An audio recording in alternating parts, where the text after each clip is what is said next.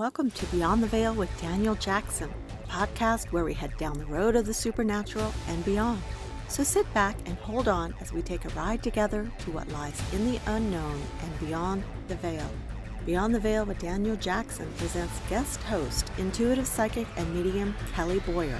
Kelly grew up in California, but relocated to Arizona, where she currently resides with her teenage son and 5 fur children. She has had psychic and mediumistic gifts most of her life. As an intuitive psychic, Kelly can provide insight and direction for her clients. As a medium, she can connect her clients with loved ones who have crossed over. It is a very intimate and soulful connection she makes with her clients and spirit when using her gifts. This path has been an incredible blessing in many ways. It has allowed her to assist clients in locating their missing loved ones, guide people toward their purpose, and help them heal by providing evidence that life continues after death. And now your host, Daniel Jackson, with part 1 of Medium to Medium.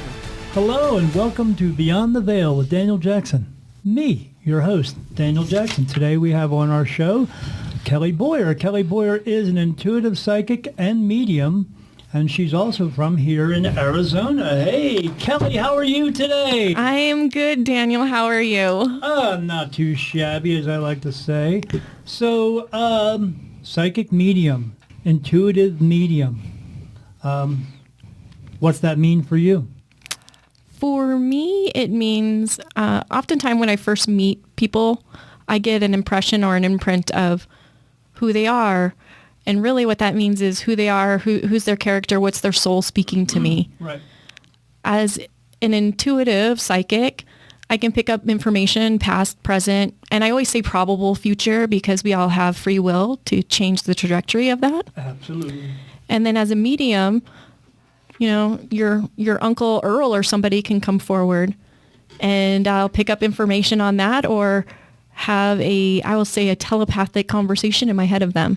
Oh, that's awesome. Yeah. But when you get those messages, are they actually coming through as messages, or are they coming through as just a feeling? Or you actually, do you feel as though they are telling something to you, or do you actually see like a picture of something that shows you something? I'm going to say yes to both.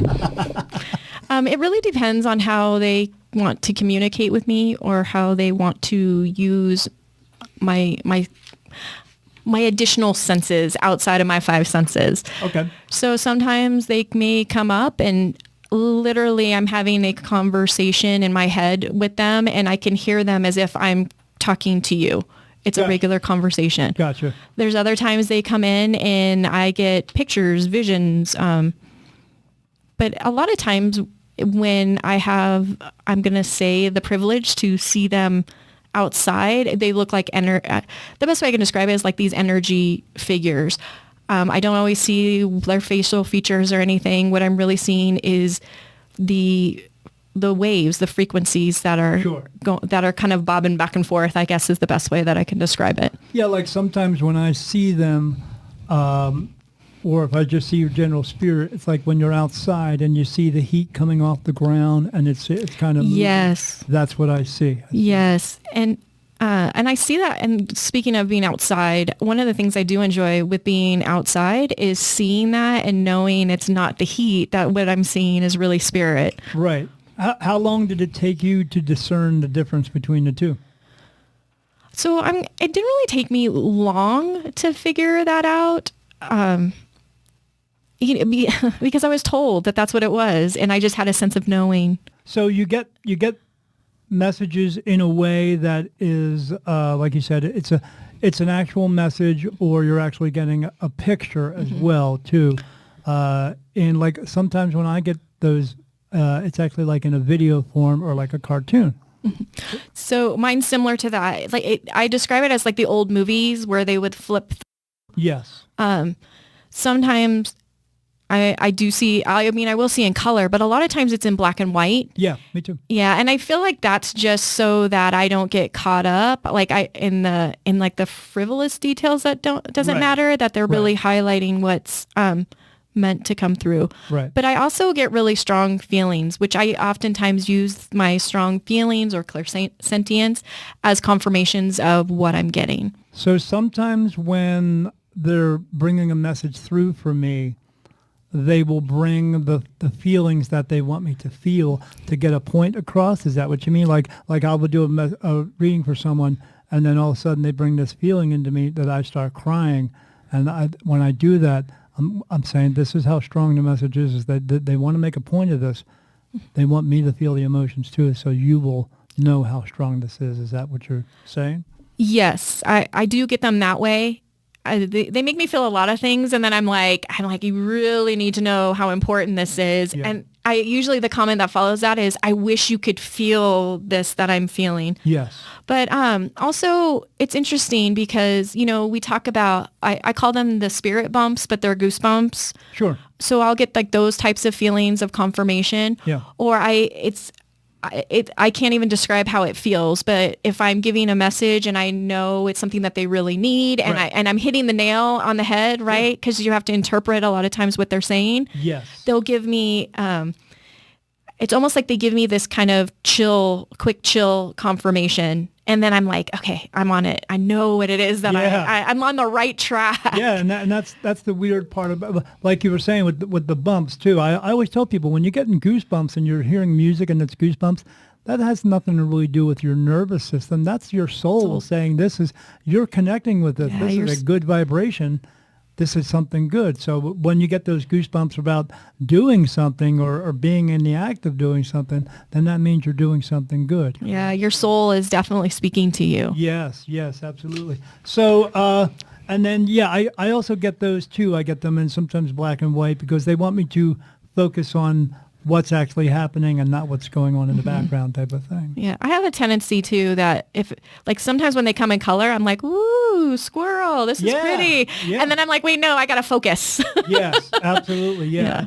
I always try to do that as well. Like if they'll show me something, like one time they showed me riding my bicycle that we were talking about earlier around. And I said, but I saw other stuff going on. And I was like, I had to figure out what is the actual message they're trying to tell me because they're not pointing it out to me. So I have to decipher it. And then and I was like, oh, that's me riding my bike. And then I get touched. Yeah, that's you riding your bike. That's what we want you to do. Oh, for what? And I heard health reasons. And I was like, oh, okay. So that's what I did. But even though there was other stuff going on, that's what I had to focus on. Like you said, that was the focus. That was the thing of the picture. Yeah, and it's not always easy to do. Like you said, oh, a squirrel. Oh, look at a kitty cat. Especially when you're reading for someone else and a lot of information comes forward very quickly. And you're trying to pick out what it is that's meaningful for them, what it is that they need to hear. Right. Sometimes I get stuck and I'm like, I don't even know what this means, but I'm going to describe what it is that I'm seeing. And then it's the oddest thing when they're like, oh yeah, it was those mountains that were way in the back. And you're like, but I'm talking about the picnic that you're sitting at as just like an example. But it's not like when a lot of it is swirling in my head, that's usually when I start saying, you know what, I just have to tell you exactly what it is that I'm seeing because I'm not sure what it is that I'm supposed to tell you. Right. Yeah. Right, because we don't always get the clearest of messages either. Even though we're getting the message for people, we don't always get it as clear as we want it to be either. We have to learn to decipher it. And that takes, sometimes it takes a long time, but sometimes those messages come in and I'm like, man, what the hell's going on here? This is something weird. Yeah, something weird. Now I got to go sit and think about the whole message and try to decipher what it was. Yeah, what is it saying? Yeah, what are they trying to say? I really do appreciate when they use my hearing or my clairaudience because then it's just direct. Right. It just comes to me direct and I'm like, oh, this is what it is. Or, or sometimes I just know that this is what it is. And those pictures get a little bit. Yeah, they get it's like trying to watch a TV show and you're trying to focus on all 5 actors when you're trying to really supposed to focus on one. Yes. Yeah. So it becomes a little overwhelming sometimes. A little bit. Yeah. Yeah. I prefer the, when it comes in, but the only time I really get the, the messages in the video form or the cartoon form is when I'm going into meditation or if sometimes I'll just be sitting around and I'll close my eyes and it's like it's already playing. like it had already started before you were ready. Yeah. Yeah. And so that happens to you as well? Yeah. So odd that you bring that up, because recently, going into meditation, I feel like I'm psychic spying on people because they're they're showing up and I'm literally like right there with them watching it. And then it's all of a sudden like I'm kind of like, the best way I could say is I'm sucked out of that and I'm put into like another place.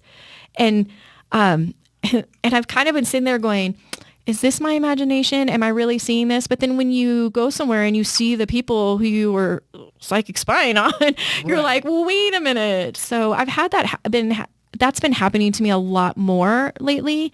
And I feel like I'm like in the middle of interrupting conversations, but I'm not, because they don't realize that I'm there. So I'm probably going to creep out people now. They're like, oh my gosh, she's going to show up in my room. Would you consider that what they call remote viewing? Yes. Oh, yes. Because that's been coming on for me for about a year and a half now. And but like you, as I'm guessing, or not guessing, you're not in control of it. It just happens. That's correct. And it's funny that you bring up remote viewing, because I've been exploring have you ever heard of the remote viewing? Our military a long time ago used to do it. They used to do experiments on them?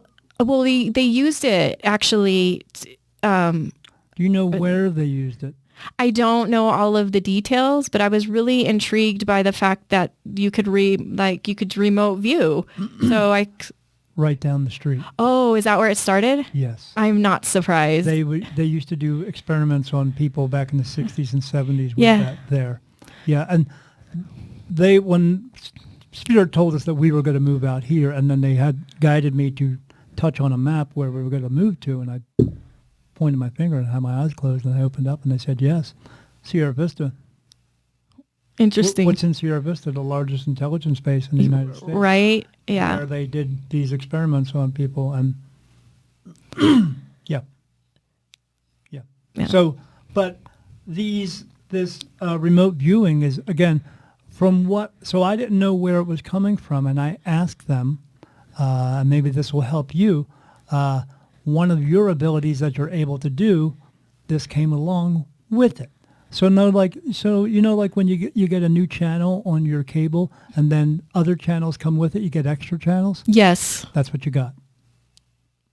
That's awesome to know. But it's up to you to decide if you want to further it. You're given it, so now you can try to further it if you want to. You can, but... I mean, the way that I see it is anything that I'm given is really a gift, and that I have a responsibility to do something with it. Right. So for me, like you were saying, it's right now it's not something that I can control. So now my goal is to control it. Right. Right. Because I don't want to be a creeper on people. But do you think it's? You're always coming around other people, or like I've been in places that all of a sudden, like I was sitting in my room meditating, and then next thing you know, it's your consciousness is somewhere else, is what it's going on. Mm-hmm. And then you're seeing the things that are going on around you. And I was actually I was outside of my own home, watching cars going by, saw my truck, her car, saw the kids down the street playing, and then I saw a car go by. And as I was watching the car go by, sitting in my room, I could hear the car go by. So that's how I knew that's what was going on. But sometimes they'll show me a picture, and it's like I'm at somebody's house, and they are watching TV. And I don't know if I'm actually seeing it through their eyes or my consciousness is just there in the same place.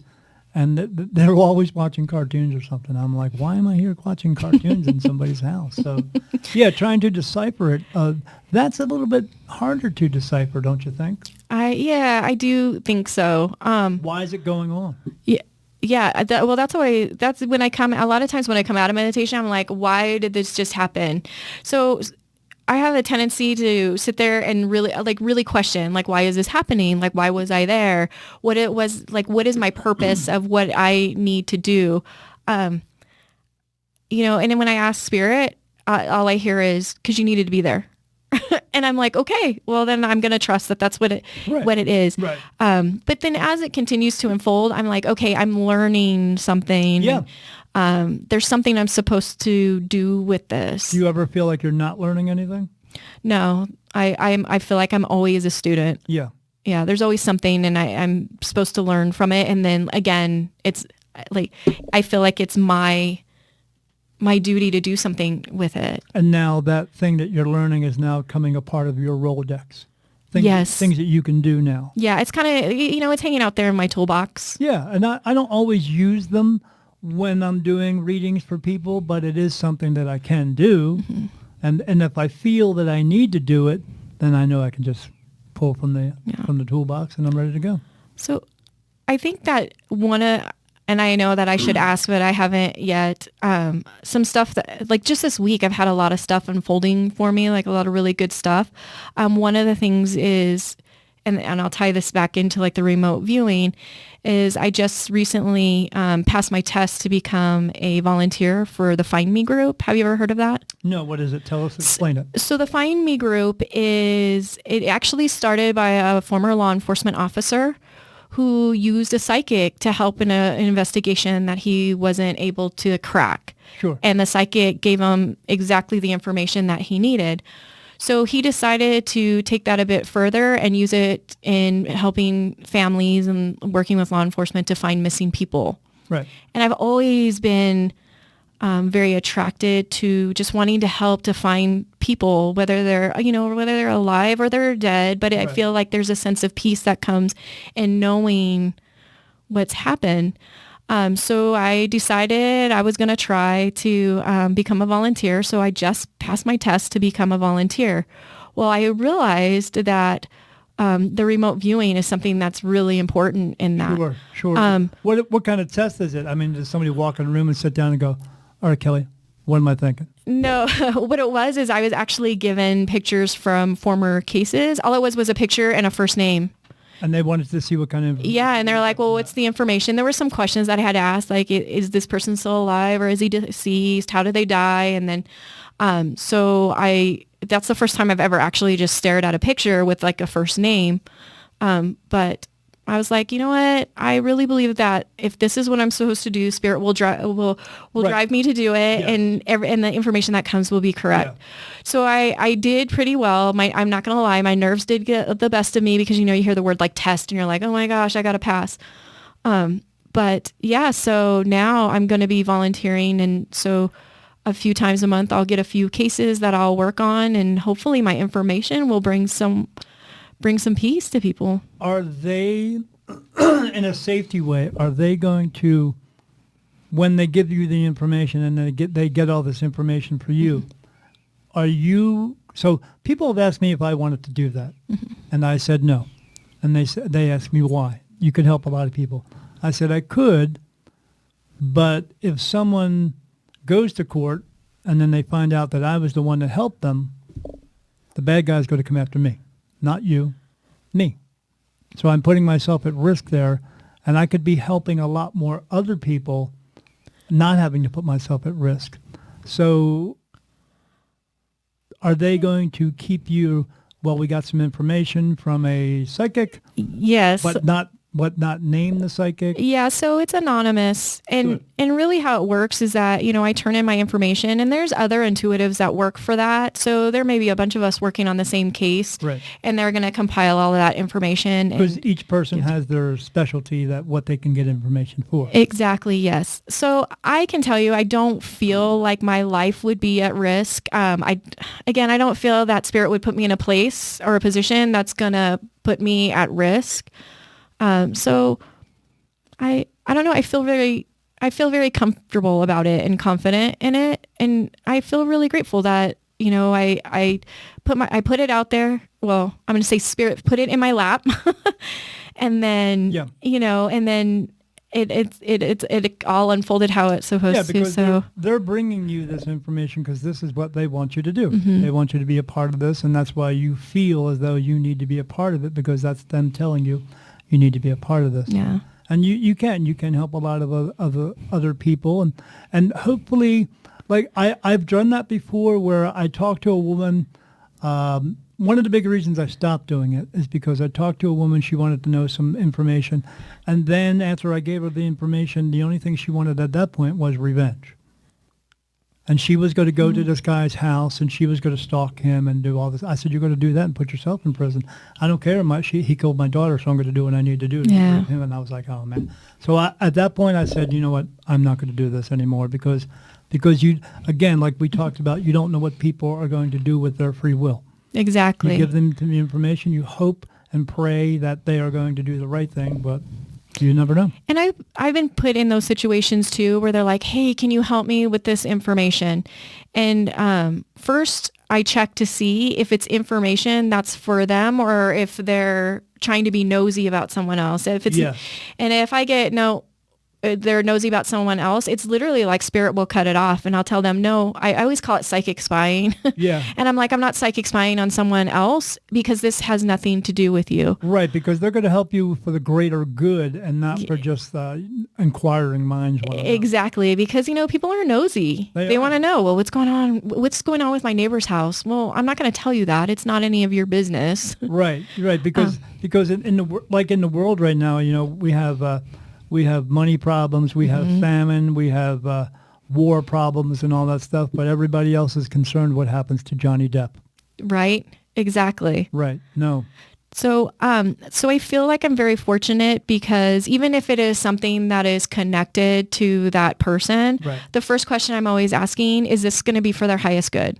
If I get a no, I tell them, no, I'm sorry, I can't help you. Good for you. If I get a yes, then I know that I can proceed. But I do it very cautiously because, and I feel like that's very spirit driven, that I'm only going to get what they need. Right. And that's what I ask for, because I may be flooded with the whole story and I would never want to say too much. So I only ask, is it for their highest good? Please only give me the information that they need. Right.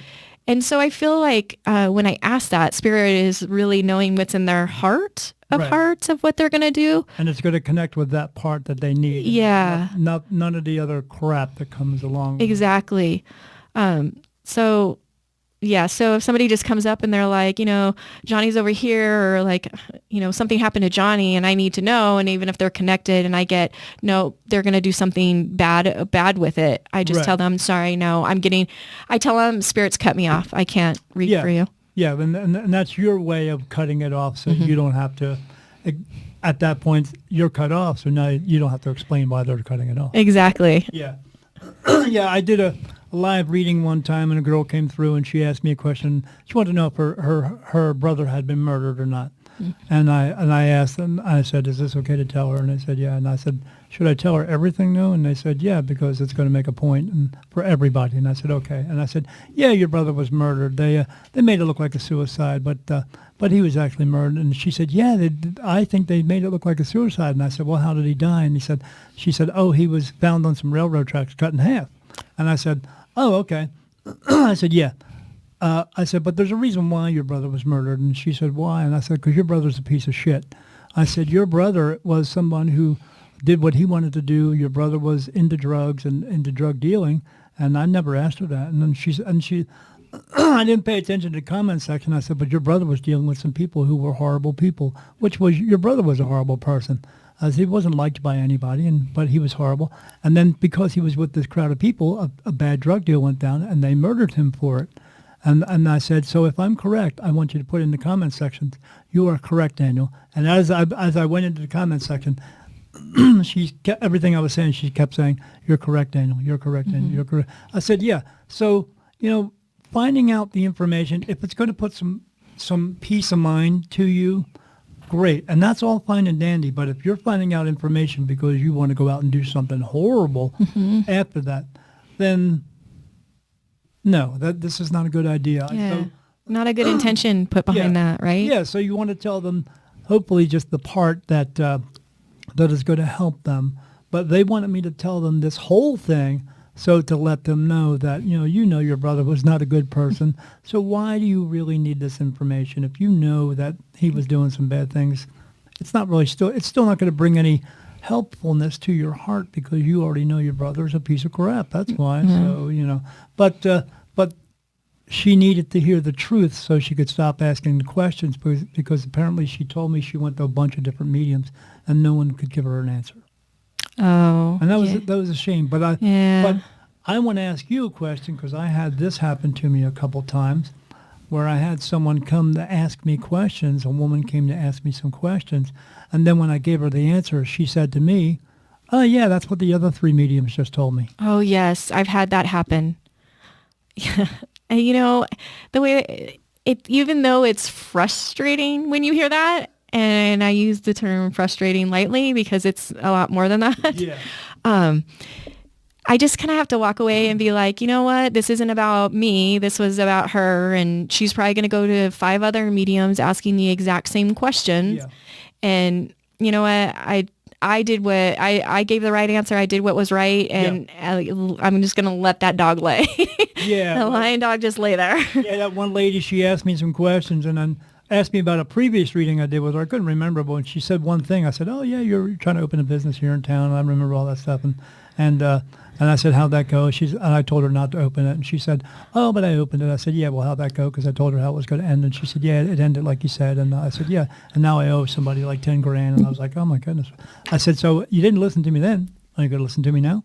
And then that's when she came out with the other 3 mediums told me the same thing. And I worked it through mine thinking, I still gave her the answers.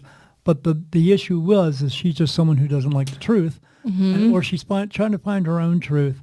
And she keeps searching for it. No matter what, she's still going to get just the truth, So, right? Because they want a quality answer that's going to come to them, but they're hoping for a different answer. Yeah.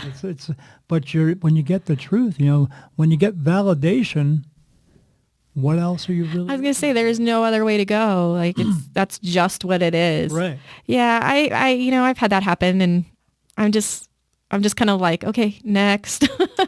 Do you have do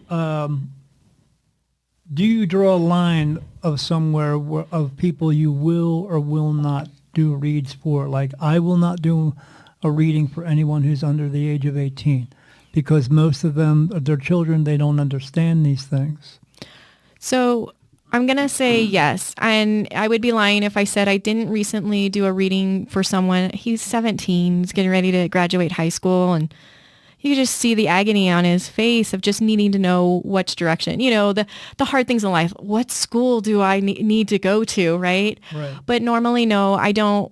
I don't do readings for anybody under the age of 18 because the truth of the matter is their life around, like at that time, is going to be drastically changing and moving into different directions, and they need. I just heard they need to find their way first. Yeah, they do. They're so indecisive. Yeah, so even if you tell them something, they're still going to be indecisive about it. Exactly.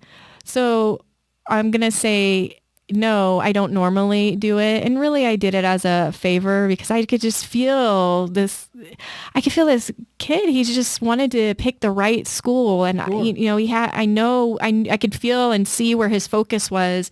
It was just like, well, which direction, like which way do I get to that focus? Right. Because what is the right school? Somebody else's idea of a right school and his idea of a right school are two different things. Exactly. So what's he going for? Oh, because there's a lot more pretty girls there and they do a lot more partying, or I'm actually going to go here and learn something. Yeah. And he is very goal driven. Yeah. So I did do that for him. So here's my question to you, if you don't mind. I love questions. Since we're talking about kids, because recently what I've been having going on is that I will be doing readings for moms. And they're like, can you tell me about my kid? Like, what's going on with my kids? And I get it. They want to know and they want to make sure that they're taken care of. Yeah. But I did have a reading where somebody came up and they're like, they scheduled it. I was thinking it was for them, but really she just wanted to ask questions about all of her kids. So basically she wanted me to do a reading for all of her children. And I am not going to lie, I did it. But then afterwards I was kind of thinking, I don't know. I don't think that I would do that again. Yeah, people, when they come to me, they ask me a lot of stuff about themselves, but then they do drag their family members into it.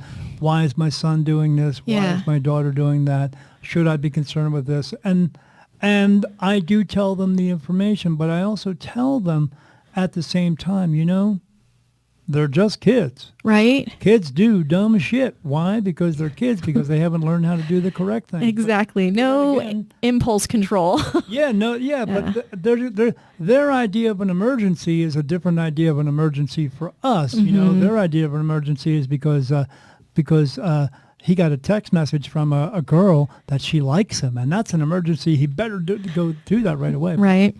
But when they ask me different questions about certain things, I will try to guide them. But I also tell them, you can give your children guidance, but they have to learn their lives. They have to learn their lessons and fulfill their own purpose. So, again, you didn't want your mom and dad telling you how to live your life, right? No. Well, they don't want you telling them how to live their lives either. They want to do it themselves, Yeah. They might so let him ask you a question if it's okay, and then you, being the parent, goes and tries to set them in a certain way. But ultimately, like the rest of us, the decision comes down to yourself. Yeah, absolutely. Are you going to go through it? So I will still give them the information, but I myself do not do readings for anyone under 18. Yeah. And I'd never really thought about that until I did a reading somewhere. I was doing a bunch of readings at this place, and these people said, this one woman was telling me about her kids, her 2 grandkids, but her 2 grandkids she was telling me about were 16 and 17. When she brought her 2 grandkids in to have a reading, they were 6 and 8. Oh, no. Yeah, I would be like, sorry, I can't do this for you. And me answering questions to them about their dead grandmother who just passed away, all they did was bawl their eyes out. Oh, no. So I tried to comfort them in that, and then I figured, okay, I answered 2 questions, we're done here. And what did the parents turn around and do? Okay, ask them another question. Are you freaking serious? Why would you put your kid through them asking me questions? I tell them the answer. They bawl their eyes out about it, and now you see that, but you're going to do it again? And that went on for like a few more minutes until I said, we have to stop. Yeah, we got to call this reading. Yeah. Yeah. You're not interjecting as the parents that you should be. I'm going to do it for you. So yeah. So at that point, that's when we went on my website and said no one under 18. Yeah. So on my website, I do have that in my terms and conditions that no one under 18.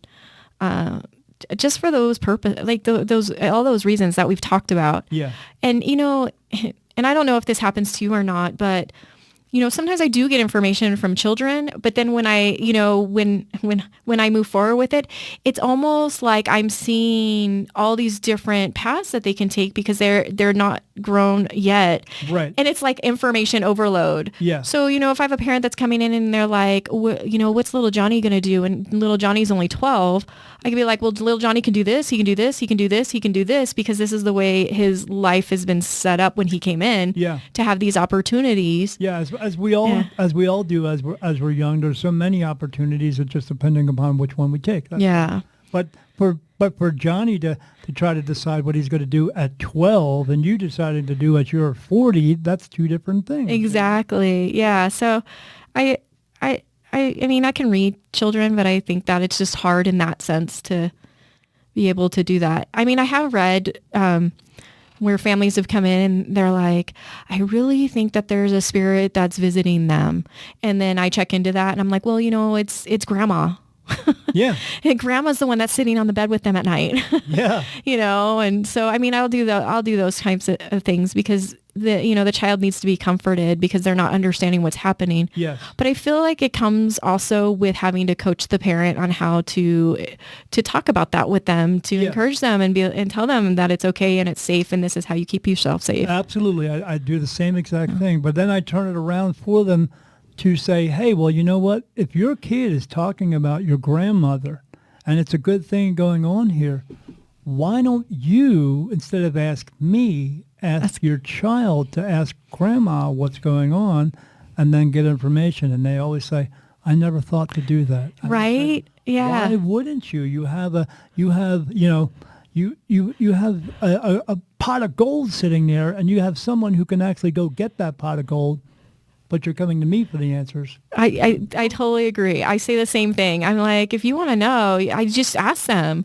Like, and I always encourage to continue to developing it. Right. Because it really, I mean, besides being able to help other people, but it really does help you as you're growing up and, You get in situations and you really need to just learn how to trust what it is that you're hearing, you're seeing, you're feeling, and know that 100% that you're being led in the right direction. Yeah, I just talked to somebody. I did an interview on somebody else's show, and her daughter has this as well. And I try to tell her, hey, you got to tell your daughter what's important and show her what's important so she doesn't get mixed up with the rest of the world.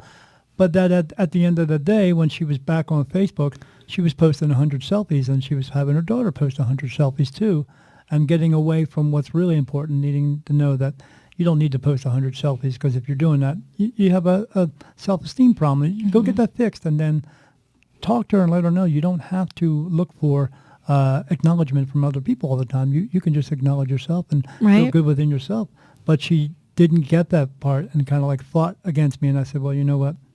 That's up to you, but I can't help you there anymore, because if you're not going to try to help your daughter, I can't help you either. It'd be like two divorced parents fighting against each other. Right. Not going to do it anymore. Have a great day. Yeah. Move on. You just kind of have to pick your battles, right? Yeah. Because it's hard, because you get information from people. They want answers. You give them the answers. You tell them, okay, now this is what you need to do next, and they don't. Right. And then they come. Sometimes I've had them come back to me and say, you know what, everything you told me, Daniel, didn't work out. And I go, well, wait, let me find out why. And they go, oh, I'm going to tell you. I said, no, let me find out why, because you're not going to tell me the truth. And I ask, and I go, oh, because you tried to turn it around using your ego, and you wanted to make it a little bit better instead of doing what Spirit actually told you to do. I said, you wanted an answer from God, you got it, and you didn't like it. So you tried to change it around. They go, yeah, how'd you know that? I said, because it's me you're talking to. I'm the fucking medium over here. I know. So right. I know you're lying, because you're going to lie, because that's what you did in the first place to change it around. And they go, yeah. And people ask me about that, but does that make you sad? No, it doesn't make me sad. No. You have to just kind of hope that they do the right thing. Yeah. And I think part of the reason why they come back to you and they're like, it didn't work out that way, and you're checking into it and you're like, well, I know why it didn't, because you didn't listen, right? Yeah. But, they come back at you because instead of blaming or taking accountability for their own actions, right, they're wanting to point the finger. So they're going to point the finger at you. And then sometimes what I do is I'm like, okay, well, let's walk this back. And as we walk it back, and the information is coming back in of like what I told them, and I say, did you do A? Well, no, because I had this, and this, so I decided to do this. Well, that's where it started to go wrong. Yeah. Instead of taking 4 steps, they just wanted to take one and get it done. Yeah. Yeah, I did a reading for a woman one time. This was right in January of 2020, so COVID hadn't hit yet. And she came to me and said, I want to go on some cruises. Can I go on some cruises? And I said, no, you're not going to go on cruises. But I said, no one's going to go on cruises. And she said, what do you mean? I said, just no one is. And that's, she said, can you describe that? I said, no, I'm just getting an answer, no one will. But you're not going to go on any cruises. But also, you can't go because you don't have enough money to go. You need to save your money. I said, because you're spent all the time. And she says, I don't know what you mean by that. But 10 minutes into the conversation, it came out that she said, yeah, I'm living day to day because all my credit cards are maxed out. And I said, yeah, so that's why you can't go on a cruise. You have to fix your credit first. How long is it going to be before I go on cruises? I said, about 3 years. Oh, no, I just went to 3 mediums. They all said I'm going to be going. I said, no, you're not. Yeah. She called me later and wanted a refund because I didn't give her the answer she wanted and not the answer she needed. Yep. But then when I talked her through it, then she said, okay, I understand now. Yep. Yeah. Yes. But then February came and then nobody was going on cruises. Right. You're all ding, ding, ding, ding, ding. Yeah. But do you get answers like that too? Like I got that answer that no one was going on cruises, but they didn't say why. Yes. But then it just came. Yeah. Like sometimes I get, people will ask me questions and I'll answer them that way and they'll be like, why? And I'll be like, I don't know. I'm not being told. Right. Like that's what we need to know right now. Yeah. It's a need to know basis. Yeah. Or sometimes I think, Spirit is giving us those answers and we may not know it yet because let's face it, like the energy that we put behind stuff still continues to manifest and maybe it hasn't completely manifested yet to a point where that we would understand. Right. So sometimes I get that, like I'll hear it's still in the works and I'm like, okay, well it's manifesting and it could still be changing. Yeah. So because let's face it, we live in, in the physical world and in the spirit world, it's very fluid, and it's always moving and changing. And, yes, because even though you're making decisions to change something, other people also making decisions. They bump into each other, right? And another course. That can affect you. I always use that example when I'm explaining in the beginning, this is what I do. When I'm a medium, I do this. When I'm a psychic, because a lot of people really want to know, oh, tell me about my future. And so one of the things I explain to them is I can give you the probable future of what I'm seeing in this moment. Right. And they're like, well, what does that mean? I said, well, what it means is that I could give you information to tell you to turn right, and you're going to turn left, and that's going to change the trajectory of of what you're doing. Yeah. I said, or you may decide you're on the right path and you're going to do something. I said, but we don't realize that we're affected by millions and billions of other people making decisions. And if somebody makes that one wrong decision that crosses your path unexpectedly, I said, it's going to change it. Yeah. And so one of the things the other question that I always get are those people that are like, so when can I come back and see you again? Or you get those people that are scheduling with you week after week. Yes. Yes. So I'm curious, how do you handle that? I'm wondering if we handle it the same. Whenever I do my live reading shows, I always tell people, and even before they leave, I always tell them it's okay to get a reading once in a while, but it's not a good idea to get one every week. And they say, why not? I said, because you have to live your life. I can give you information, but I can't tell you to live your life. I always tell them, I'm not your personal fortune teller. Right, yeah. I'm not here to, because if I give you all the information, you're not going to have the experience. And that's what you're here to do, to have the experience. So right. You can get a reading with me like once every 3 months. I say between 4 and 6 months. Yeah. Because the other thing too, that I also tell them is, I'm going to give you a reading this week in this moment. You come back next week. I said, have you even been able to put any of that information into effect? Like, it hasn't even had time to start to build and create for you. What's the usual answer? No. Yeah.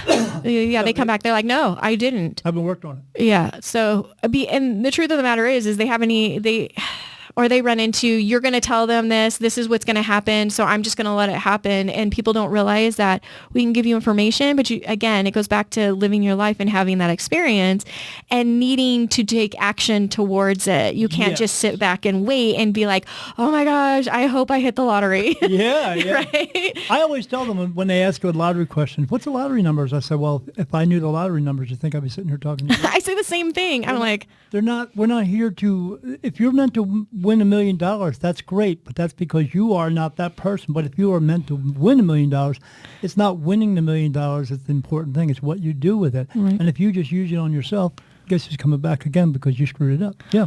Or better yet, if I have the winning lottery numbers, I don't think that I'm going to share them. No, absolutely not. No. Those are mine. Those were given to me and downloaded to me for me. No. Am I going to win the lottery today, Daniel? No, you're not. Go get a ticket. Right? Yeah. So, yeah, I do get that question all the time. Oh, what are the lottery numbers? I'm like, I don't play the lottery, so I couldn't even tell you. I don't have that experience to tell you what numbers or how to pick them. The lady who wanted to go on the cruises actually said to me, you mean the spirit isn't going to come down here and fix my life for me? And I said, they are not magical beings from some other realm that's going to come here and fix your life. If you screwed up your life, it's up to you to fix it. But what they will do is help you to make better decisions so you can fix it. They're trying to ease you through your life. They're not going to live your life for you. That's what you're here doing, learning to live your life.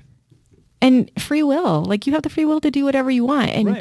And under the laws of spirit, they can't interfere with that because you've come here, you volunteered to come here to make decisions, live your life, have an experience, and and the goal is to learn so you don't have to return, right? Right. That's what I tell them. I'm like, learn so you don't return. You are learning to do the human experience. Yes. And then when you get done with this information, you go back and report it.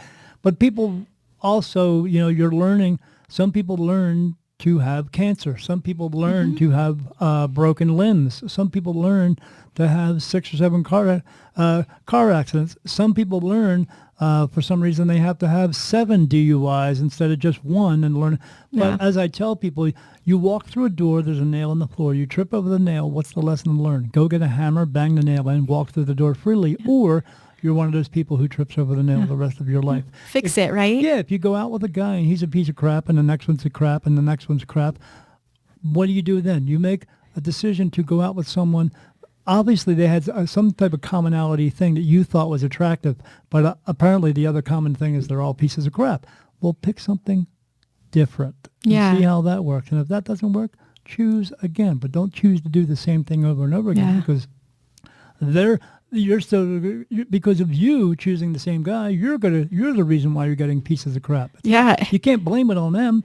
Just like people who in your life, if they are a negative person, if they are in your life, it's because you allowed them to be in there. If they come back into your life, you can't blame them because you allowed it to happen. Exactly, right? Yeah. Because it's free will. Exactly. And I think that's one of the things that we've been conditioned to lose is accountability for ourselves. Yes.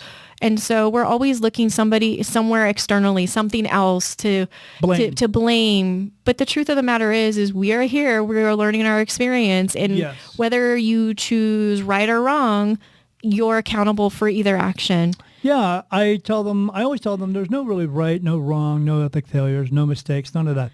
There's 2 things in this world you're making decisions for, and only 2 you're ever going to make decisions for.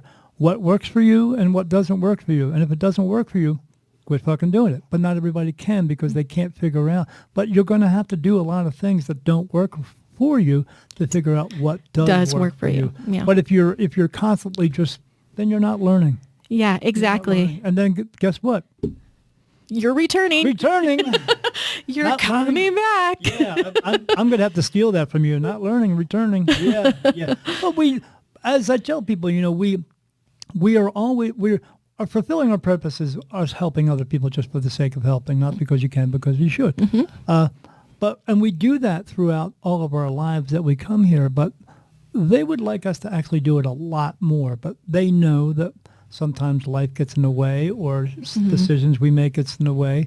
And so they also know that if you don't complete it this time, we'll just bring you back again and you'll do it again. Yeah, you'll get another chance. Yeah. Yes. And we as those beautiful white light souls are going, yeah, man, this is cool. I get to go back down and do physical things and all this stuff. But you've been here so many times. I tell people all the time now that you're here now with cars and computers, but you've been here a bunch of times and there was nothing. You were walking around a tree and shitting in the tree because that was the tree that everybody shit behind. So right. Yeah. So the next time you come in, this stuff might be gone too. You know that. So try to get it done this time. Do me a favor. And I always, Spirit knows that they want me to tell people to try to get it done so they don't have to come back again and do this all over again. Because who wants to come here 40 times, I mean, we know lives are not always easy.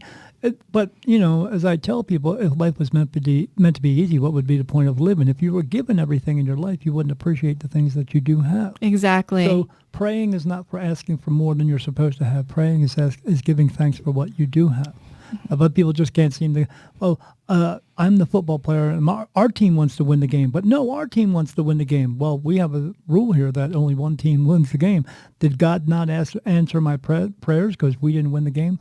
No. You were the one who set the rules, not me, buddy, Exactly. I'll try to help you, but, Yeah. But God bless you. No, God bless us once. He put you here. He wants us to figure out the rest. Yep. Pretty much, right? So when did you figure out that you were different? Or as back in the day, you were weird? So in all honesty, I figured that out pretty early that I just wasn't like other people. Were you very young? Were you a kid? Yeah, I was. I was thinking about this morning before I was coming over here, and I don't know why this was put into my awareness, but I had this tea set, and growing up, I was not into dolls or, maybe G.I. Joe dolls, but I, play G.I. Joe and stuff, but I wasn't into dolls. I was very much like a tomboy. But I remember I got this tea set, and I can't even tell you where I got it from, but I could feel that it was weird because I could feel like the energy of it was just really important. And I was very young. I want to say I was I mean, I was probably like about 4 years old when I got this tea set. And this thing meant everything to me. But what I learned is that when I set the tea set out, people would come visit me and I would have friends. What people would call your imaginary friend. Yes, exactly. But they're not. They're not. But, and I would play with them and I would talk to them and we would have conversations. And I remember, my dad coming in going, who are you talking to? And then he would think, oh, well, I was just playing. But I'm like pointing at my friend going, I'm talking to so-and-so and I'm talking to so-and-so. And what happened was my Revered tea set, right? Because I didn't want to ever let it go. And even when the box was like disintegrating, I was like, no, I can tape it up. But as I was playing with this and I was bringing people in and we were having fun and I was feeling comforted and safe, the reaction that my dad was having, and even my mom sometimes, even though I swear my mom is also gifted, the reaction that he would have made me feel like that there was something wrong with me. Yeah. And so I just kind of chalked it up as like, well, my family thinks I'm weird. But then as I started getting older and, things would come to me and I would tell people, oh, no, don't do that because this is what's going to happen. And then it would really happen. Sure. Then I was the creepy kid, the crazy kid. And so, of course, being young and going through that, you start to realize that you get like a bit outcasted. So then you want to start to conform. Yeah. So I started pushing it away because it doesn't ever go away. Do you think they were kind of almost scaring you out of it? Like, we don't want you to do this. Yeah, because, it's not good for you. It's that thing called judgment, right? Yeah. You don't want to be judged. You want to be accepted. So for a long time, I just ignored it. Like I really tried to just ignore it, but it was, it's like that thing that's always knocking at the door and doesn't want to leave. Yeah. So I did that for a long time because I just wanted to feel, I hate to use the word normal, but it's normal to what society thinks, right? Right. No, not your normal, their normal. Yeah. And so for a long time, I just pushed it aside. I'll be honest, even into adulthood, I pushed it aside. I think when I started trusting it again was when I became a probation officer. But, in anything that's like probation or law enforcement related, it's called that cop intuition, right? Right.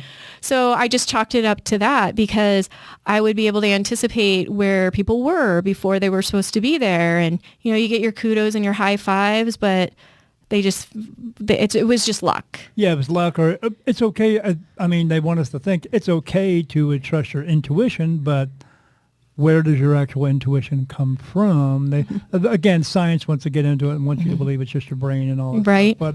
But no, it's a feeling you get inside of you. When you see a car in front of you and you get that feeling, it says, don't pass the car, don't pass the car. Yeah. But some people pass the car, then you're in the hospital talking to them and you say, hey, what happened? And they say, I just knew. And when they say that means, yeah. Yep. They didn't do what was told to them to do. So that's when I really started trusting it, but I guess not really knowing I wasn't educated on what it was, right? The other thing that I was really good at is that, my clients would sit in front of me and I would just know what they needed. Right. And I would get, and I would be like, this is what we're going to do. Like, this is what you need. And of course, again, it goes into, they can always choose what they want to do. They don't have to do it. They can do it. Oh boy. But, it's just, I just knew. And I remember my probation partner going, how do you know all these things? And I'm like, I just know. And then I just trust it. Yeah. So to be honest, again, after I left probation and I moved out here, I kind of shut it off again because I didn't want to be the weird person going into like a new environment, like new people that I was going to be meeting at work. But really what triggered it again for me is I got into... I'm going to say by standards, I got into a really bad accident and literally walked out of it without a scratch, a pain, or anything. And just long story short, I was on I-19 going the speed limit of everybody else. Somebody rear-ended me from behind. I was in the fast lane. I spun across the highway towards the shoulder and literally remember it was like it was slow motion spinning myself between cars. Like I really should have been hit. Were you Was it like really scaring you, or were you going, wee? So I'll be honest, it wasn't scaring me at first Right. because I do love adrenaline and just learning how to defensive drive. I ride a motorcycle. Of course I do. So it was interesting because I remember just barely missing the mortar, because if anybody knows in Tucson that they're always working on the roads. Yes. There's cones everywhere. Even though they suck. Exactly. So I barely missed the mortar that I should have hit. I wiped out a few cones and literally was inches away from smashing into a tree. And of course, like I got out, I had to climb over to the passenger side to get out of my car. But you have to ask yourself at that moment, should you have hit it? I guess not. Well, really what I was thinking at that moment was how effing pissed I was because the guy hit me and drove away. Wow. Well, yeah, absolutely. Yeah. But it was afterwards that I sat down and I was like, this was divinely orchestrated. Like I should have been smashed to pieces. I'm here and pissed off, but I'm here and pissed off. Yeah. And how the hell did that happen? And so it was interesting because I remember reflecting on it that night, really going, how did I survive? No scratch, nothing. And I remember I was sitting there, but that night when I went to bed, it was literally like I felt like I was having a review of my life up to that point of when spirit was intervening. And I was following, right? And it brought me back to like my childhood and like I say flashbacks, but remembering like the spirit people that I played with. And I was like, okay, so something's really going on here.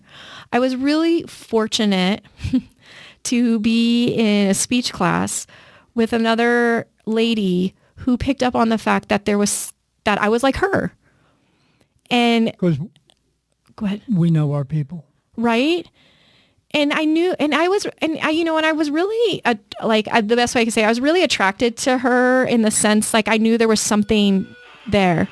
So when you had that, you like you said, you felt like you were spinning around and you could see in slow motion, and then you came out of it and you were out of it and thinking, oh man, this guy left the accident and all that stuff. And you were pissed off, but you were there being able to be pissed off at it. Mm-hmm. Did that take you a moment to realize that, holy shit? Yeah, that happened probably when when it took effect was when I got home and I was in the comfort of my home, happy to be in one piece. You got settled. Yes, to continue to be mom to my son. And again, like it was divinely the adrenaline had started coming down at that point. Like anybody who has an accident, the adrenaline's happen, but they always tell them the next day you're going to feel that pain, and you do because the adrenaline's gone and now your body starts feeling the ache. But you got to this point where you were relaxing and all that stuff, and then you actually had time to really think it through. Yeah, and that was when, and then again, like that was when I was like, okay, there's something going on here. And then that night, I literally was having like this life review of reminding me that I've been really walking this path the whole time, even though I was trying to push it away. Did you ever have other instances that also happened to you that tried to wake you up? Or this was like some people have what they call the near-death experience, but you had this experience because they were trying to get you to wake up and go, hey, you know what? You're something else. Yeah, so I do remember it was one time I was probably in my 20s. I was with one of my friends. We had stopped to get gas and again, slow motion, right? Trying to like wake you up, get your attention, pay attention. And there was a really bad car accident that had happened in the intersection. And this car is like, I'm in the car, obviously she's pumping gas. And this car is headed straight for me. I don't even think I've ever really showed this story out loud, but the car was coming straight for me, like at a really high speed. And I just remember, I swear I felt like it was like an angel or something, but I saw someone almost like it was almost like they did something to move the car. And it was really weird because last minute it curved, which it shouldn't have because the driver was knocked out. cold, curved, and completely missed me. And I remember sitting in the car. It missed you just enough. Yes, just enough, by like inches. And I remember sitting in the car thinking, holy shit. I was like, I could have died, right? There's gas going into the car. This car is coming at us, big explosion. Like now I'm like thinking about this.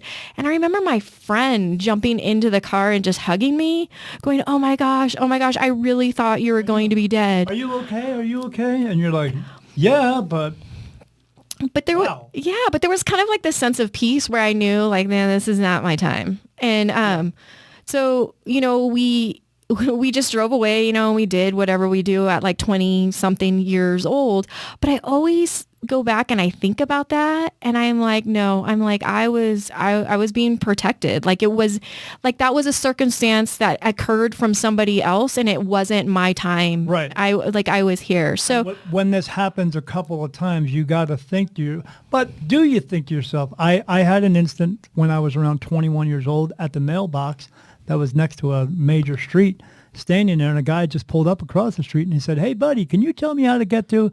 And I just started to walk across the street going, yeah, you need to go. And he looked at me and he went, oh, my God. And I turned my head, and I saw a car coming at me. And so I literally jumped from the spot I was at over to his car, and this car went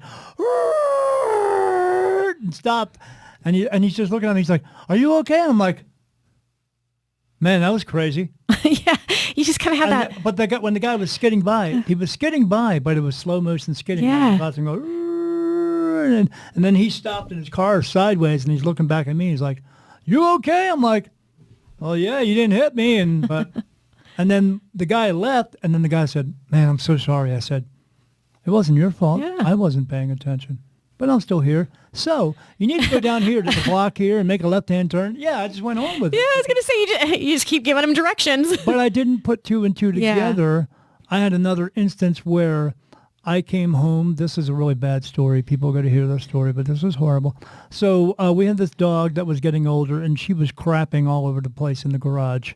She wasn't crapping. She was shitting everywhere. So my idea was I couldn't scrape it all up. So I got a gasoline can, okay?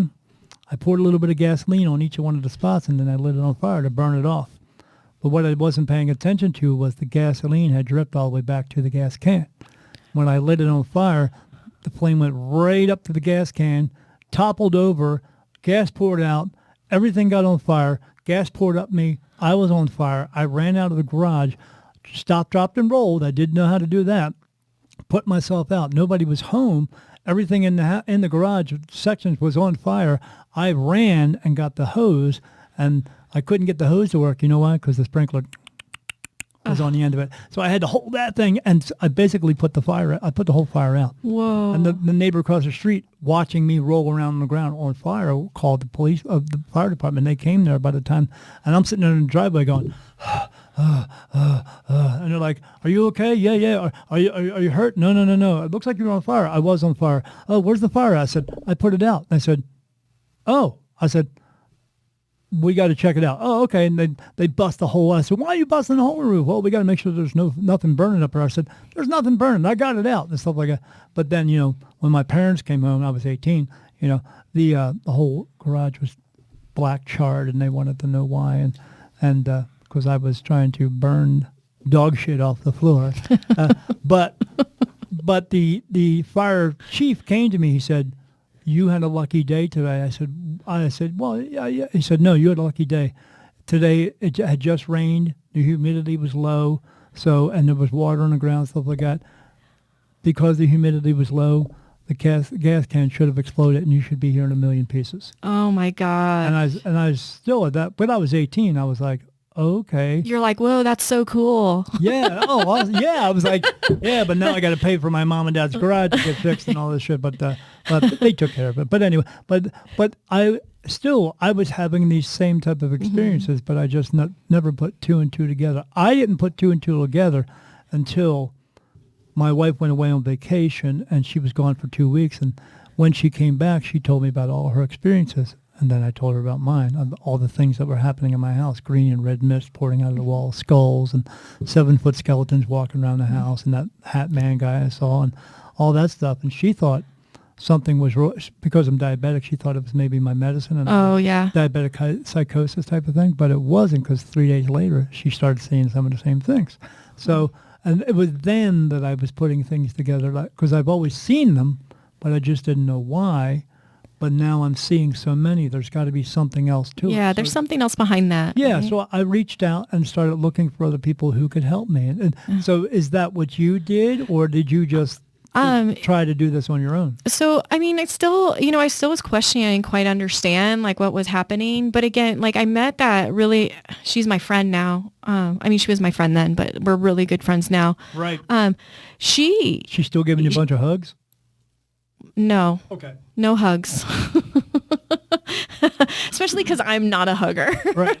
Gotcha. But it was interesting because like she sniffed me out. It was like she knew before I put it together. And it was literally, I think the next day after the car accident, I had to meet her to give her something. And she graciously said, "Hey, I'd really like to help you. Would you like to come over to my house tomorrow afternoon?" I was like, "Sure, I'll go." Yeah, what are you doing? And then we have donuts and punch, right? And then she sat there, and like we sat there for hours. And what was really liberating for me, and then also really like made me realize like, okay, I'm not weird, I'm not strange, I'm normal. Was when I was able to really just share everything. And it was, right. And I mean, I was sharing stuff that like I hadn't thought about in years, and she was just listening to me. And then she said, "Well, I'd like to help you and guide you so that you can really come into who you're meant to be." And I was like, okay, let's do this. So I started kind of working with her. And then, one of the things that we had decided to do, and this was really during COVID, was to get a group of us together of like-minded people who all had their own special gift, right? A bunch of weirdos. Yeah, that's right. On a TV, like on a screen, like a TV screen type thing. Yeah. So we started meeting every week. And it was almost like I got this real sense of peace of knowing that I wasn't alone. Because right. I think that's the other scary thing, is thinking, oh my gosh, all this crazy shit's happening to me and I'm alone in this world. It's got to be only me. Yeah, like anybody. I've heard about other ones, but I feel like it's just me. Like when you have a painful experience, you think you're the only one who's ever broken your leg, when right. other people have, but you don't know because you're not out talking to somebody else. Exactly, right? You don't know who else broke their leg. You don't know who else has this ability, and you don't want to walk up to them and say, "Hey, do you see dead people?" Yeah. Can you talk to me telepathically? Yeah. Right. So that was really helpful to me. And then it was almost like as soon as I said, "Hey, this is what I am," it was just like everything opened up to me. And then I met her cousin. Me and her cousin have become really good friends, and she's really been like my guide. Like really helped me to hone in on stuff, helped me understand stuff. Like a mentor type? Yeah. And it was just like literally it just took off from there. And I started really hearing again. I started seeing again. Like I was able to understand that this weird thing that I'm feeling is not because I'm bipolar. It's because I'm sensing and feeling spirit or other people's emotions. Did someone else tell you that you're bipolar? So yeah. I would always, I don't know about you, but like when it was really, when I pushed it away, it was really coming back up, I guess, as like a sign of like anxiety, or that I was always on this high, like I wouldn't sleep. So it was suggested like, maybe you should go talk to someone. Yeah. And I'm like, okay. So I go talk to a shrink, and they're like, "Hey, you're bipolar, but you're bipolar with mania." So mania, I was a hypomaniac is how they labeled me. And hypomania means you're just always on this high. And you're never coming down. Yeah. Reason why? Because you're full of a lot of energy. Whoa. Right? I would get like 2 hours of sleep. I mean, I still kind of do that. And then I'm like, good to go. And, when somebody labels you like that, then again, you already know that you're weird, and now you're weirder because you have this label. They label you because that enables them to bill that on the insurance. Right. To make money off of it, yeah. So I really walked around for quite some time thinking that I was a hypomaniac. And then when I really started learning about it and learning how to use it, it was interesting because all that mania or that anxiety that I was feeling really like dissipated. It went away because now I was learning how to control it instead of letting it control me. And now I'm like, bipolar, right? I'm just spirit led. Like I used to think the same thing. But it wasn't hypomaniac. For a while there, I thought maybe I was just a nymphomaniac. But that's different. Oh, that's yeah. Well, we all have our issues. Go ahead. Do. We all have our thing. Yeah. It doesn't work out. But yeah. So it was just interesting. And then I have worked in like mental health and the social services. Right. So that would have gave you some background to figure out yourself, correct? Right. So, well, yes and no, because, when you're working in mental health and then you hear all these diagnoses and you're like, yeah, I really do think that I'm a lot like that. You begin to believe that, right? Yeah. But now as I reflect back and I think of like a lot of people that were like on my caseloads or that I helped, I'm like, I don't think that there was something wrong with them. Like, I really think that they were gifted and they just didn't know. Right. Right? They just didn't know what it was. Or there's the other extreme part of it where you go, man, my life is really not that bad. Right. Yeah. Next. Yeah. I really am a good mom. Yeah. So I did do that. But yeah, so it just kind of took off from there. And one of the things that I do realize about me, and I think this is just part of my personality, very quick learner. Like if something happens, it happens to me quickly, I get it and I keep going. Right. Right on. So I have been very fortunate in that way. Because, I have taken classes to kind of just learn about it or like learn how to use it the right way. To develop it. Yeah. And not that I'm like bragging or like I'm all great, but then there's like mediums who've done it, psychics and mediums that have done it forever. And we go to learn something and I'm like, oh, here it is. Yes. And they're like, oh, you must have been doing this for years. And I'm like, well, not really. Yeah. In that sense. I get that before I wrote a book. But before I wrote the book, I came in contact with somebody at a festival, and I was telling her all the stuff that I have going on and all these things I can do and all that stuff. And she's like, oh, my God, how you've been doing this for years and years and years, right? I said, no, this has all happened to me in the last 2.5 years. Yeah. She said, what? I said, yeah. She said, you need to write a book. And I was like, you think? I've been told that, too. Yeah, you need to write a book so people can know this. And I was like, okay, but how do I do that? She said, oh, just start writing some stuff down and write it all. I was like, okay. But I didn't actually get to doing that until about 2 years after that because, again, life gets in the middle of things, Well, you still have to have the human experience. Yes, you still got to live your life. Yeah. But luckily for me, but no such thing as luck, a lot of the stuff that actually came into the book were things that actually happened in those next couple of years as well. So, because Spirit told me I was going to write a book, like as we talked about when you get a message, they showed me a cartoon in meditation, and it was an older man, looked like me because I'm older, and had a beard, but he was wearing this like robe thing. But he had these scrolls, and he's writing on the scrolls, and I was like, oh. But for me in meditation, I don't have to be quiet. Actually, I can actually talk like this to them and get answers. Me too. An active meditation is kind of like what I like to call it. Yeah. Thanks for that definition. Now I'm going to use it. Because, I don't know. I just say what it is. And, but I'm going to steal a lot of shit from you, lady. Sorry. But yeah, I saw that. And I said, oh, he's writing something. And then I got touched for yes. And then I said, oh, what's that all about? And then they showed me another picture of a piece of paper in front of my face, and it had my handwriting on it. And I was like, that's my handwriting. Yes. And I said, what, do you want me to write a book? And then I just got yes. And I was like, about what? And then I heard, about you. And I was like, what's that? What good's that going to do? And they said, it's going to help other people. Yeah. And I said, oh, now I get it. So if I write my story and other people see that if they are going through the same things I'm going through, and I say inside the book, if you're having these things happen to you, go find your people so you don't feel so weird around other people. Find your people who accept you, and then you'll be able to learn some things and then become maybe this or not, but it's going to help you at that point. Mm-hmm. So that's what they said. And they said, yes, that's what we want you to do. But then they also gave me a bunch of messages through chat. I channeled through. I wrote them down, and I said, what do you want me to do with that? And they said, it goes in the end of the book. I was like, oh, because we have a message for people too. And I was like, okay. So that's what I did in the book. But yeah, it took me actually 4 years to get to that point where I actually wrote it. But when they brought it to me like that, again, these things are going to, not every time you get a message doesn't mean always that it needs to happen right then and there. Right. It needs to happen in the time that it's supposed to happen. And their time and our time are two different I was going things. to say is nothing.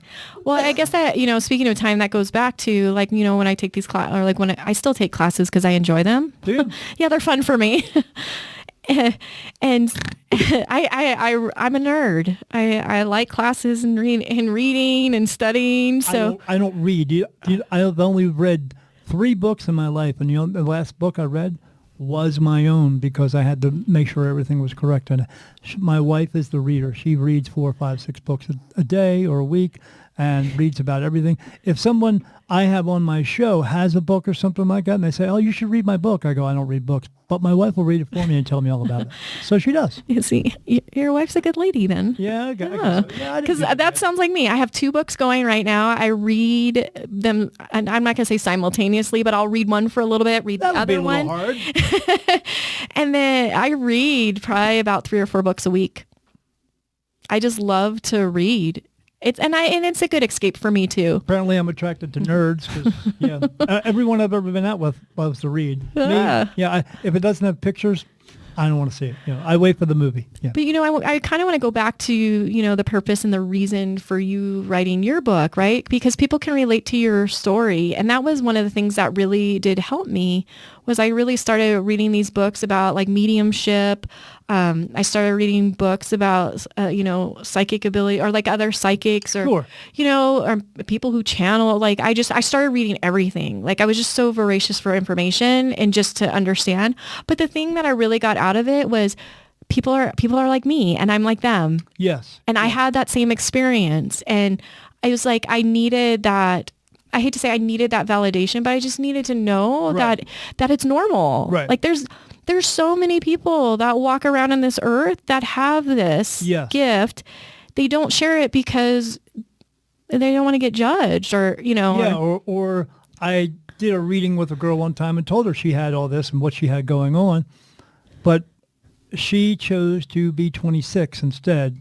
Yeah. And she just wanted to live her 26-year-old life and go out and party and all that. And I said, that's fine. That's up to you. You can do that. And you can still do this too. She's like, no, I don't want to do this. And I said, that's fine too. If you don't want to do it, don't worry. They'll wake somebody else up. Right. And then somebody else will come in. They'll turn that switch on. Yeah, there's always somebody else out there that they want to bring to them. But yeah, it's like we said, it's not for everybody. But so I kind of digressed because I realized I started going on to that, but I wanted to kind of go back to the classes. No, but right? that's good because see, I took one class, but I had sort of a bad experience with it. Oh no, yeah. Yeah, because we were doing an experiment. She was in the class too. They wanted us to choose up with partners. Okay, so I had to choose this one lady. She was the last one, and she said, oh, yeah, I'll be your partner. I said, okay.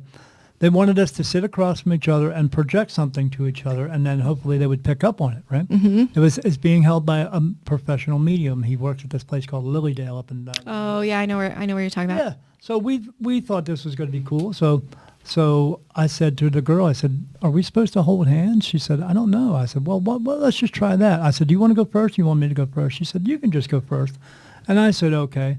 So and everybody else was in the class. Did you scare the shit out of her? Well.